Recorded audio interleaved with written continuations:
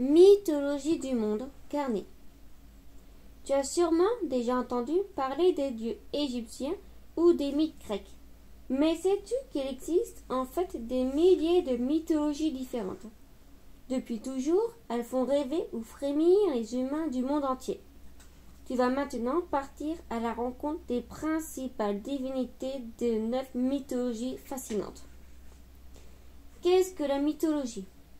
On appelle mythologie l'ensemble de récits et des légendes qui constituent les croyances d'un peuple. Il existe donc logiquement autant de mythologies que de peuples. Elle nous raconte les aventures des dieux, des héros et des créatures fantastiques des différentes civilisations. Quelle est la différence entre mythologie et religion? Ces deux notions sont très proches. Alors qu'une mythologie est un ensemble de récits, une religion est un système de croyances et de pratiques. On peut dire que des mythologies sont les histoires qui servent de base aux religions, dont certaines sont toujours pratiquées aujourd'hui. Pourquoi retrouve-t-on souvent les mêmes histoires? La mythologie sert aussi à donner des explications à tout ce qui fait peur et ce que l'on ne comprend pas, comme l'apparition de l'univers et des humains, ou encore la mort. C'est pourquoi on retrouve souvent les mêmes types de récits d'un peuple à un autre, car ce sont les différentes interprétations des phénomènes naturels et du cycle de la vie. Des mythologies qui se mélangent. Les mythologies circulent en même temps que les populations se déplacent. Elles évoluent alors et se mélangent avec les cultes locaux. Par exemple, les croyances africaines se retrouvent aussi dans les Amériques, où elles se mêlent avec le christianisme, et les mythologies grecques et romaines se ressemblent beaucoup. Une représentation de la nature. Les dieux sont souvent des personnifications d'éléments naturels, l'eau, le soleil, l'orage. Certains ont aussi l'apparence d'animaux comme Anubis ou Sekhmet dans la mythologie égyptienne. Les fidèles sont convaincus que de vénérer ces animaux sont leurs formes divines, les protègent de leur attaque dans le monde réel. Des divinités à l'image des humains.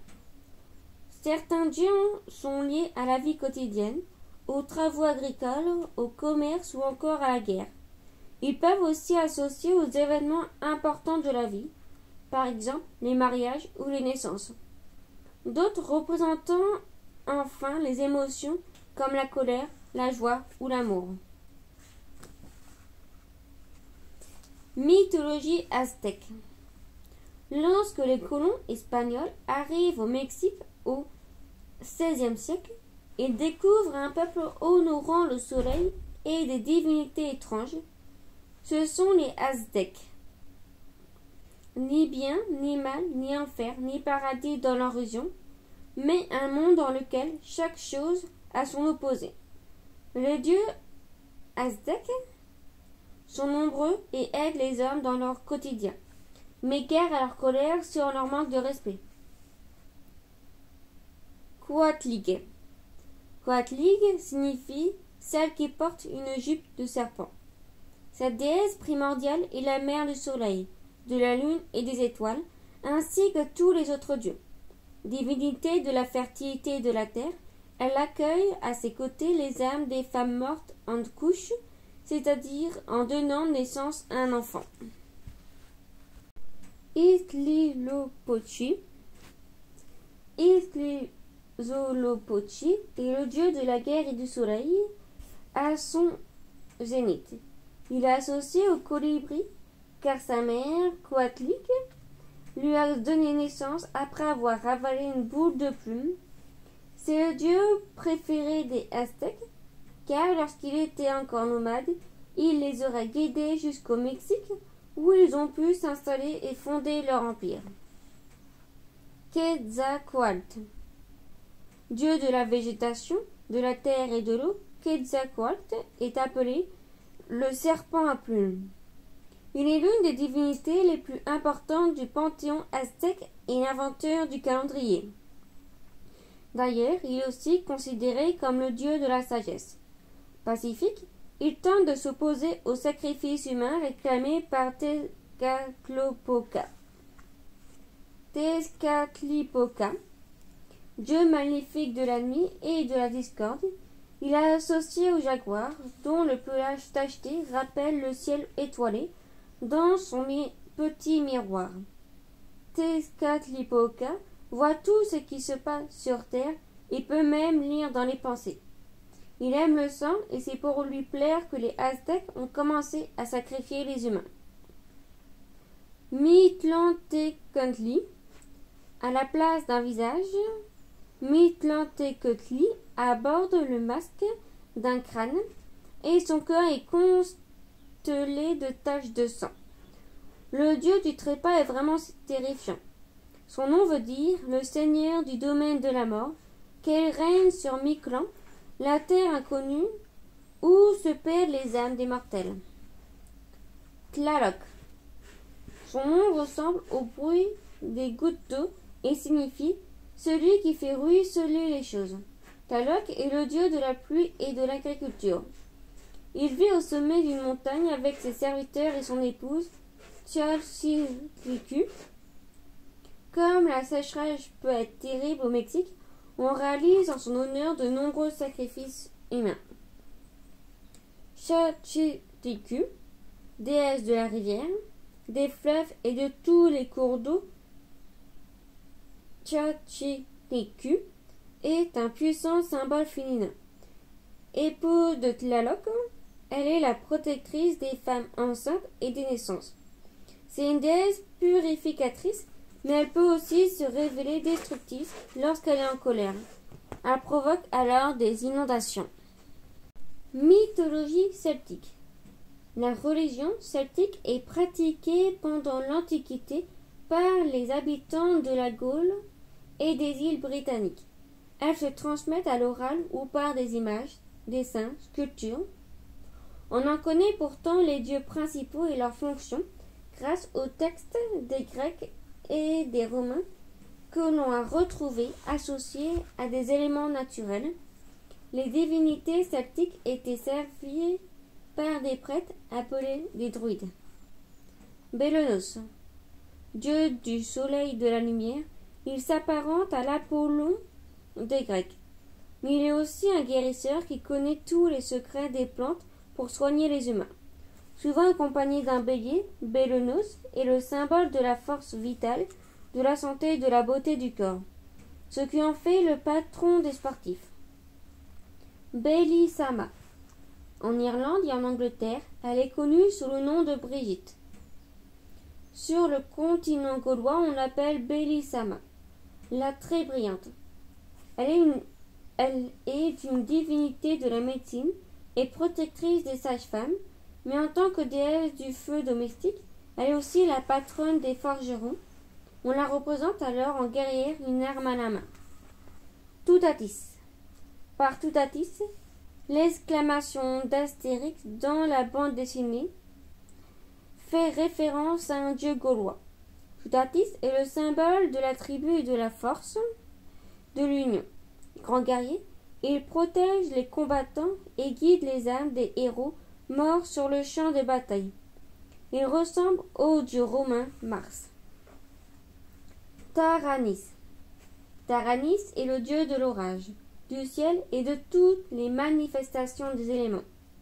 Il est représenté comme un homme d'âge mûr tenant près de lui une roue qui serait le symbole du cycle de la nature et des étoiles tournant autour du soleil.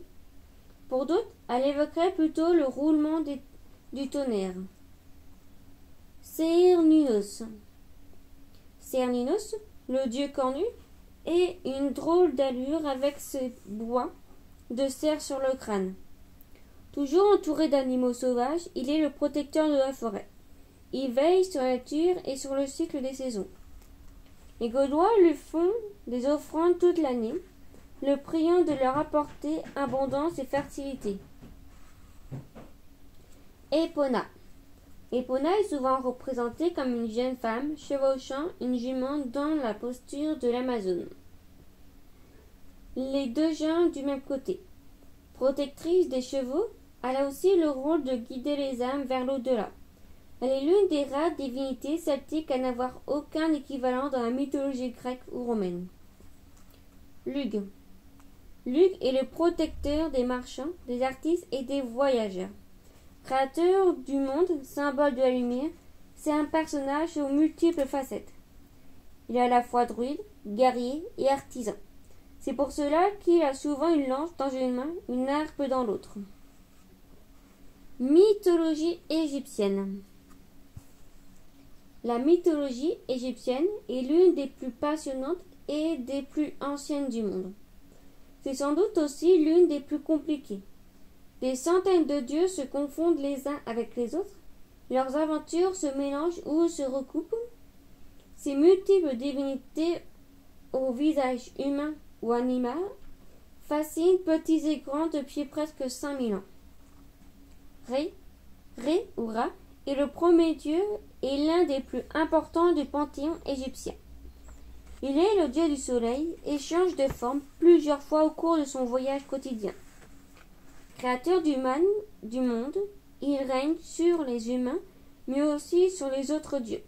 Son pouvoir est lié à un nom secret, qu'un jour Isis parviendra à lui dérober. Osiris. Le grand Osiris, au sens propre, puisqu'il mesure plus de 4 mètres de haut, règne sur l'Égypte aux côtés de son épouse et sœur Isis. Leur frère, Seth, extrêmement jaloux, complote contre lui et parvint à l'assassiner. Sauvé par Isis et momifié par le dieu Anubis, Osiris règne désormais sur le royaume des morts. Isis. Isis est une puissante magicienne, surtout depuis qu'elle a accès au pouvoir de Ré. Elle l'utilise afin de redonner vie à son mari Osiris, mais cela ne fonctionne que quelques instants, pendant lequel le couple donne naissance à Horus, le dieu à tête de faucon. Quelques années plus tard, Isis aide son fils à récupérer le trône de l'Égypte. Horus. Avec son bec crochu et son regard perçant de faucon, le fils d'Isis et d'Osiris est bien décidé à venger la mort de son père et récupérer la place qui lui revient sur le trône d'Égypte. Soutenu par sa mère, il se lance dans un combat contre son oncle Seth, qui va durer près d'un siècle, et dont il sortira finalement vainqueur. Anubis. Le dieu à tête de chacal est le fils caché d'Osiris et de sa sœur Nephthys. Abandonné à la naissance, il est adopté par Isis et reste toujours à ses côtés. Il devient le maître des embaumeurs après avoir réalisé sur le corps d'Osiris la première momification. Il est aussi le guide des morts vers l'au-delà, un rôle très important. Thoth. C'est le dieu de la lune, de la sagesse et de l'écriture. Et le patron des scribes. C'est aussi un juge impartial lors de la passée des âmes dans le royaume des morts. Car lorsqu'un homme meurt, son âme est jugée par un tribunal divin. Si elle est plus légère qu'une plume, le défunt peut accéder à l'au-delà. Sinon, l'âme est dévorée par un monstre. Sekhmet. La déesse à tête de lionne est la fille de Ré, mais aussi son œil, puisqu'elle surveille pour lui le royaume protectrice des dieux et des hommes. Elle décime sans pitié les ennemis, mais guère à sa fureur.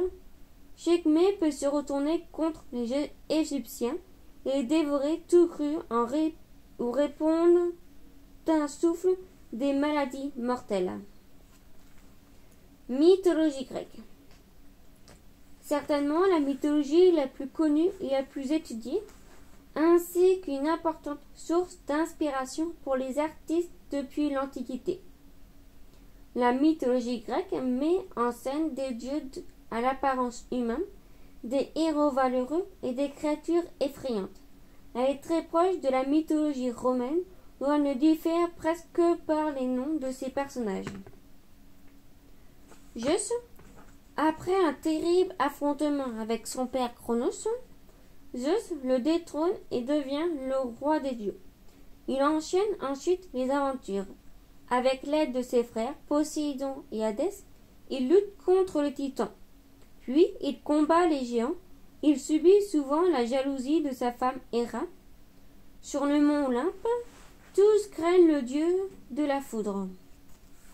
Héra, avalée à la naissance par son père Cronos, elle est ensuite libérée par son frère Zeus qui l'épouse. Déesse du mariage et de la fécondité, Héra est très jalouse. Un jour, avec les déesses Aphrodite et Athéna, elle demande au jeune prince Paris de désigner la plus belle d'entre elles.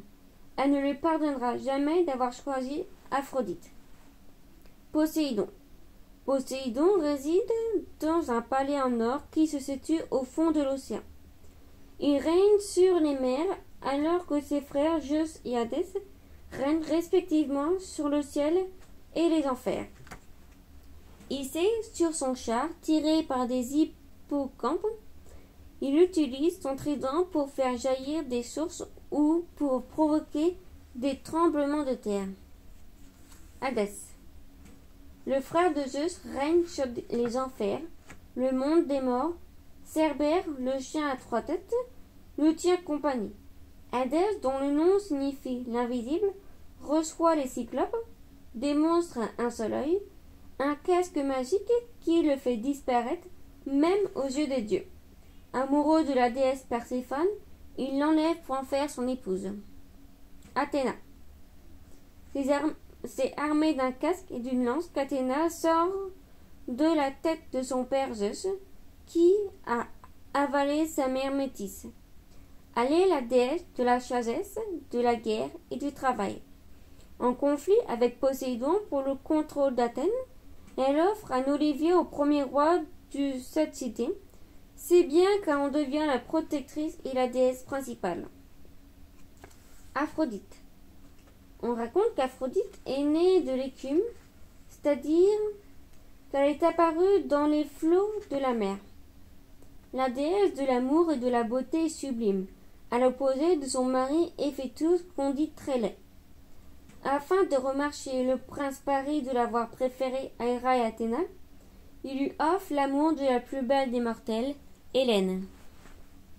Hermès. Né sur le mont Cylène d'une mère immortelle, Hermès est malin.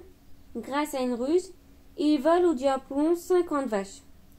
Pour le récompenser de son exploit, Zeus lui accorde la divinité complète, qui n'avait pas à la naissance. Dieu des voyageurs, des commerçants et des voleurs, messager des dieux, il conduit aussi les âmes des morts aux enfers. Mythologie hindoue. La religion hindoue est l'une des plus anciennes encore pratiquées aujourd'hui. Elle est basée sur le principe de la réincarnation.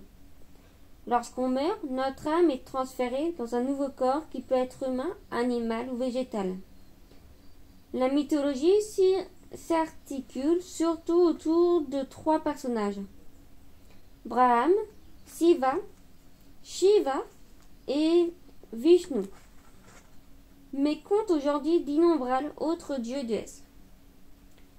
Brahma est le premier dieu de la Triburti, la Trinity hindoue, né d'une fleur de lotus ou bien d'un œuf d'or selon les versions. Il a 4 têtes munies de longues barbes qui symbolisent sa grande sagesse. Brahma aurait imaginé le monde et créé les humains. Pourtant, son culte est peu répandu et rares sont les temples qui lui sont dédiés. Saravati. Fille ou épouse de Brahma, Saravati est la déesse des arts et de l'intelligence. Elle tient d'une main un livre et de l'autre un instrument de musique. Elle apporte une robe simple, négligeante la richesse matérielle au profit de la richesse de l'esprit. Les êtres humains lui doivent la connaissance, le langage et l'écriture. Vishnu. Deuxième dieu de la Trimurti, Vishnu est le protecteur. Il est responsable du maintien de l'équilibre dans le monde. Pour établir l'ordre sur Terre, il peut intervenir sous 10 entités différentes et prendre la forme tantôt d'un animal, ou d'un humain. Associé au temps qui passe, il est marié à la déesse de la richesse, Lakshmi. Shiva.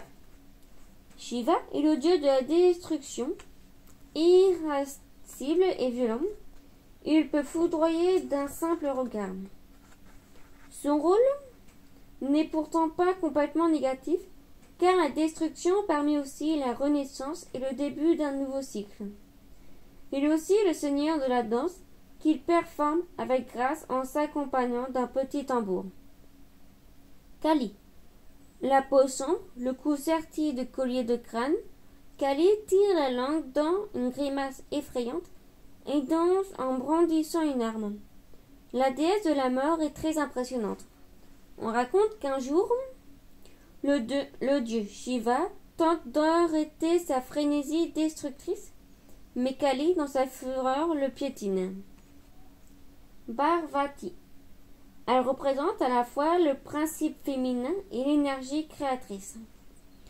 Bienveillante, elle vit avec son époux Shiva, qui passe son temps à méditer dans un demi-sommeil. Parvati s'ennuie beaucoup et ne peut pas s'empêcher de le réveiller de temps à autre, ce qui le met en colère. Mais ils finissent toujours par se réconcilier. Ganesh. Un jour, Shiva coupe la tête de son propre fils dans un accès de colère et le remplace par celle d'un éléphant. C'est ainsi qu'Ganesh, le dieu de l'éducation, du savoir et de la vertu, prend l'apparence qu'on lui connaît. Il apporte l'inspiration aux écrivains et des bonnes notes aux écoliers. Mythologie japonaise. Avant que le bouddhisme ne se développe au Japon, la religion historique était le hindouisme. Encore pratiquée aujourd'hui, elle se fonde sur le culte des ancêtres et de nombreux dieux, héros et créatures regroupés sous le nom de kami. Le hindouisme accorde une grande importance à la nature, dont chaque petit détail, chaque fleur, feuille ou goutte d'eau est une expression du sacré. Izanagi et Izanami. Parmi les premiers kami, les dieux hindouistes, Izanagi et son épouse Izanami, sont les créateurs du monde. Pour le fabriquer, ils trempent la pointe d'une lance magique dans l'océan primitif avant de l'agiter en tous sens. Les gouttes d'eau qui s'éparpillent se transforment aussitôt en îles et en continents. Amaterasu. Né de l'œil gauche d'Izanagi, Amaterasu est la déesse du soleil et la mère de tous les empereurs. Elle s'entend pas surtout avec son frère Susanoo, qui fait tout pour l'embêter. Un jour, fâchée, elle s'enferme dans une grotte et refuse d'éclairer le monde. Il faudra toute la ruse des autres kami pour réussir à l'en faire sortir. Susanoo. Comme le vent, Susanoo, le dieu hindouiste des tempêtes et d'humeurs changeantes. Il peut être farceur, mais aussi violent et destructeur. Fils d'Izanagi, il fait tellement de bêtises qu'il finit par être banni par les autres kami. Exilé, il s'installe sur la terre d'Izumo, où il y fait pousser une forêt luxuriante qui sera désormais son royaume. Inari. Le dieu des céréales, du commerce et des maisons, est à la fois humain, animal, mâle ou femelle. Il est tellement populaire qu'il est aussi vénéré dans le bouddhisme. Souvent entouré de renards, Inari veille sur la pousse du riz. C'est un kami bienveillant, même s'il est aussi le messager des mauvaises nouvelles. Ashima. Ashima est le dieu de la guerre et fait partie à la fois du panthéon hindouiste et bouddhiste. C'est le kami le plus honoré avec Inari. La légende raconte qu'il était jadis un empereur admiré sous le nom d'Osin. Après sa mort, les Japonais ont commencé à l'honorer comme un dieu. Il est le protecteur de la famille impériale. Uzum. Les joues rondes, les yeux brillants, de malice et toujours souriante, Uzum est la déesse de l'aube et de la gaieté. C'est elle qui parvint à tirer Amaterasu hors de la grotte, et où celle-ci s'était enfermée. Pour y arriver, Uzum danse de manière si drôle qu'Amaterasu, poussé par la curiosité, sort de sa cachette. Winzin. Ce dragon monumental est le roi des océans et l'ancêtre mythique de l'empereur du Japon. Il vit au fond de l'eau dans un magnifique palais aquatique. Tous les animaux marins sont des serviteurs. Winzin contrôle les flots et les marées grâce à des joyaux magiques qu'il utilise pour contrer ses ennemis ou ceux de la famille impériale. Mythologie maori. Les premiers habitants de la Nouvelle-Zélande, venus des îles voisines vers la fin du premier millénaire, sont les Maoris. Peuple de pêcheurs et de marins, ils ont aussi la réputation d'être de grands guerriers. Mais au quotidien, ils vivent assez simplement, en parfaite harmonie avec leur environnement. Leurs dieux, les Atua, représentent les éléments ou des phénomènes naturels. Papa et Rangi. À l'origine, il n'y avait que la nuit et, au milieu de cette obscurité, un couple. Papa, la déesse de la terre, et Rangi, le dieu du soleil. Ils sont les créateurs du monde et s'aiment d'une passion sans limite. De leur union naissent les autres dieux, mais ces derniers vivent coincés entre leurs parents enlacés. Ils peuvent à peine respirer. Tan. Les enfants de Papa et Rangi essayent en vain de séparer leurs parents. C'est finalement Tan, le dieu des forêts et des oiseaux, qui parvint à écarter les amoureux en les poussant avec ses pieds. Ouf! Plus tard, Tan décide de créer une entité féminine pour en faire son épouse. C'est In-Aoon, la première femme humaine. Tayari. Tous les enfants de Rangi et Papa étaient d'accord pour les séparer, sauf Tayari, le dieu du vent et des tempêtes. C'est pourquoi il décide de rejoindre son père dans le ciel lointain et, de là-haut, il exprime sa colère en envoyant sur ses frères de violents orages et des vents furieux. La guerre est déclarée. Tangaroa. Il est le dieu de l'océan. Quand les orages éclatent et que les flots se soulèvent à cause de Taïri, Tangaroa et ses enfants s'enfuient tous dans toutes les directions. C'est ainsi que se répartissent les espèces. Son premier fils, dieu des poissons, se précipite dans l'eau. Le second, dieu des serpents, se réfugie dans la forêt, et ainsi de suite. Rango, lorsque son frère Taïri déchaîne sa fureur, Rango creuse un trou et se cache sous la terre. Il est fait pousser des patates douces et devint ainsi un symbole de paix et de fertilité. Il est le dieu de l'agriculture. On raconte que Tamatayango parvint à le faire sortir de sa cachette en le tirant par les cheveux. Tamayango, aussi appelé Tu, est le dieu de la guerre et le seul à avoir résisté à Taïri. Choqué par la faiblesse de ses frères, il les punit. Il fabrique des hameçons qui pêchent les filles de Tangoro. Il infute des flèches et tire sur les oiseaux de Tan. Il retourne la tête et mange les enfants de Rango. Et depuis, les hommes l'imitent. Inuitopo, déesse de la nuit et de la mort, elle est l'enfant de In-Onuon et de Tan. Ce dernier, amoureux, épouse sa propre fille. Des années plus tard, Inuitopo apprend que son mari est aussi son père. Horrifiée, elle s'enfuit dans l'au-delà, sur laquelle elle règne désormais. Elle y accueille les âmes des mortels qui veillent sur eux. Mythologie nordique. La mythologie nordique est celle des peuples du Nord qui habitent les régions scandinaves, qui correspond plus ou moins aux pays entourant aujourd'hui la Suède et à l'Islande.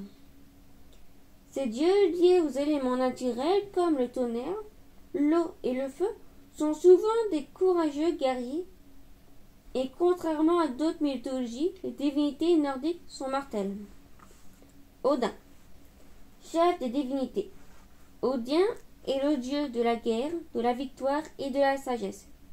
Il vit dans le palais du Valhalla, à Asgard, où il accueille les âmes des héros morts au combat. Un jour, il apprend qu'une bataille ultime entre les dieux et leurs ennemis marquera la fin du monde, le Ragnarok. Depuis, il passe son temps à s'y préparer. Frigg. Frigg est l'épouse d'Odin, ainsi que la déesse du mariage et du foyer. Elle connaît le destin de tous, mais n'en révèle rien.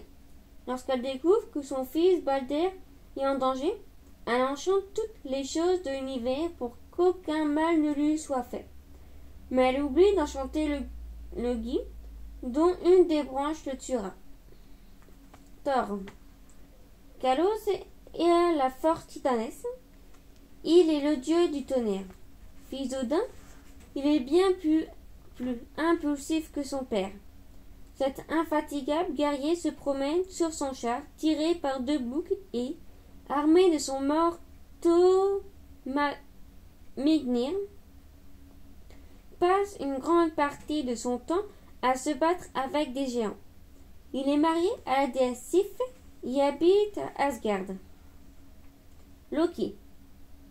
Loki est le dieu de la discorde et du feu, et le père de 3 enfants monstrueux. Le serpent Jumangan, le loup Féré et la déesse des enfers, Elle.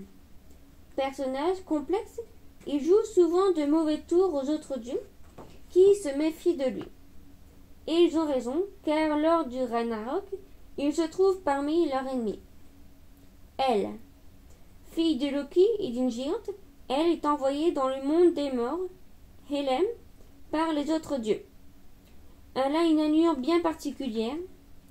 La moitié de son corps est faite de chair décomposée, tandis que l'autre est d'une grande beauté.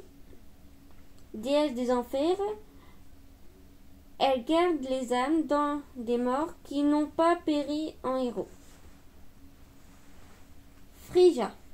Frigga est la déesse de l'amour. Odin et elle se départagent les âmes des héros morts au combat. La moitié rejoint Odin dans son palais, le Valhalla, tandis que les autres moitiés est accueillie par Freyja au Vanaheim. Elle détient le collier des Brassiga, fabriqué par les nains. Lorsqu'elle le porte, il est difficile de lui résister. Tyr. Tyr est le dieu de la justice et de la guerre. Lorsqu'Odin apprend que les enfants de Loki seront bientôt parmi ses ennemis, il décide de les mettre hors d'état de nuire tant qu'ils sont encore jeunes. Tyr, qui a la confiance du loup Féré, s'approche de l'animal et sacrifie sa main afin de pouvoir l'attacher avec un fil indestructible. Mythologie Yoruba. La mythologie Yoruba voit le jour en Afrique de l'Ouest. Nigeria, Bénin, Togo. Elle traverse l'Atlantique dans les cales des navires négriers et se mélange à la religion chrétienne. Donne naissance au culte vaudou dans les Amériques. Elle est présente encore aujourd'hui au Brésil et dans les Caraïbes. Ces dieux sont appelés les Orishas. Aimadja, émergeant des flots dans sa longue robe, est à la fois une déesse aquatique, reine des rivières et des océans, ainsi qu'une figure de la maternité protectrice des femmes enceintes. Elle est la mère de pas moins de 15 autres orishas, les dieux Yuraba, parmi lesquels Ogun et Sango. Ogun, fils de Yamaja, Ogun est l'arisha du feu et du fer, et le patron des forgerons. Et puisque ce dernier fabrique des armes, Ogun est aussi le dieu de la guerre. Soutenant les humains dans toutes leurs batailles, il est également le protecteur de ceux qui utilisent des outils tranchants, chasseurs, bouchers et même coiffeurs. Oshoshi. Selon certains, il serait le fils d'Ogun. D'autres affirment qu'il serait son plus jeune frère. Quoi qu'il en soit, Oshoshi est l'orisha de la forêt et des animaux. C'est un chasseur astucieux et ses flèches ne ratent jamais leur cible. Puisqu'Oshoshi apporte le gibier, il est le dieu nourricier, symbole de prospérité et de richesse.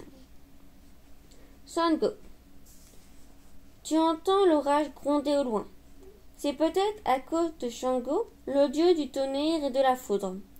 On raconte qu'avant il était un roi puissant et redouté de ses ennemis. Après sa mort, il se serait transformé en divinité destructrice, mais dont la colère est juste. Il s'accorde parfaitement avec son épouse de tempétueuse Oya. Oya, déesse de la mort et de la renaissance. Oya danse pour éveiller les vents et les guide vers la terre sous la forme d'une brise fraîche et d'une tempête.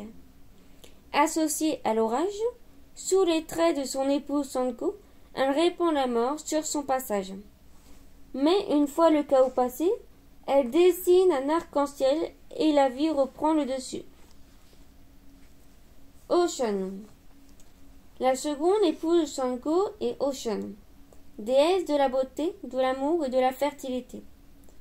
Comme Yamaja, elle est la déesse des rivières et peut inonder la terre si elle est de mauvaise humeur. Mais il faudrait pour cela qu'elle décroche son regard de son miroir. Ocean est si jolie que sa propre beauté la réjouit. Eshu. Dans de nombreuses mythologies, on retrouve la figure du messager. Parmi les orishas, c'est Ishu, qui joue ce rôle d'intermédiaire entre les hommes et les dieux. Divinité des chemins et des croisements, il est aussi le protecteur des maisons, mais attention à ne pas le contrarier, car c'est un farceur qui peut jouer de bien mauvais tours. Fin du livre.